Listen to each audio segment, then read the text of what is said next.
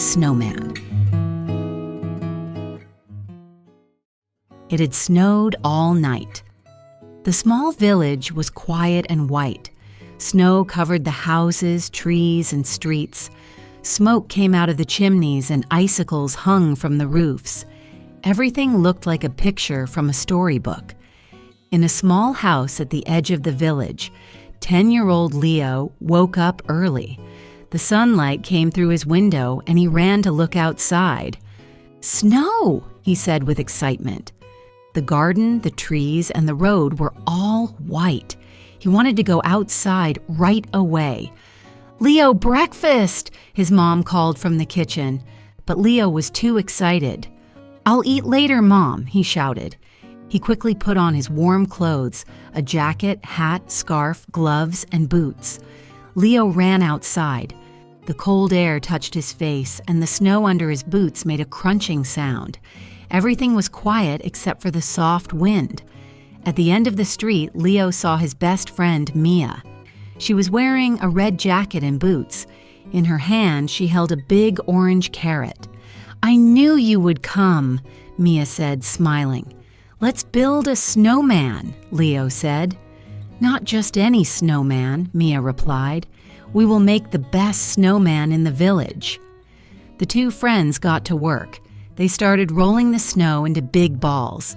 First, they made a very large ball for the bottom.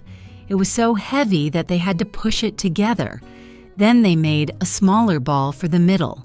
Finally, they made the smallest ball for the head. "It's perfect," Mia said, breathing hard. Leo laughed. "Now, let's give him a face." Mia handed the carrot to Leo, and he pushed it into the snowman's face for a nose. Then they found 2 small stones for eyes and a few sticks for a smile. "We need a hat and a scarf," Mia said. Leo ran to the shed and came back with an old black hat and a green scarf. He placed the hat on the snowman's head, and Mia wrapped the scarf around its neck. "He looks like a real person," Mia said.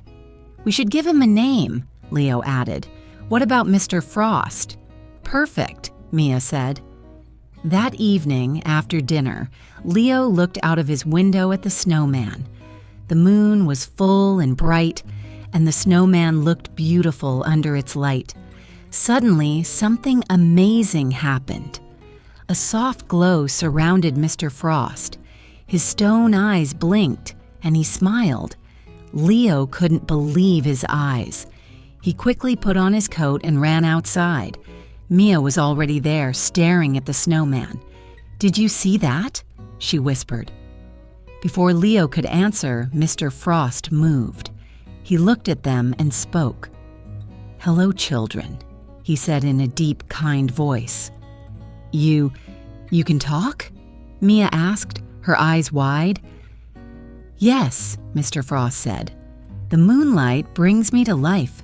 Thank you for making me." The 3 spent the whole night playing in the snow.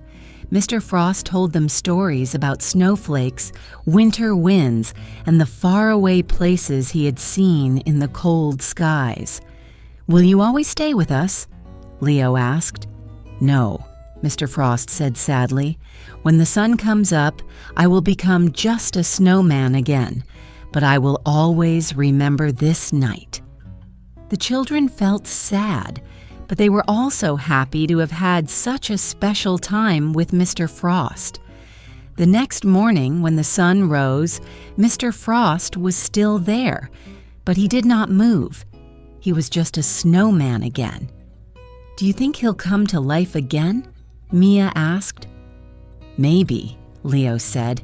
"We just need to wait for another full moon."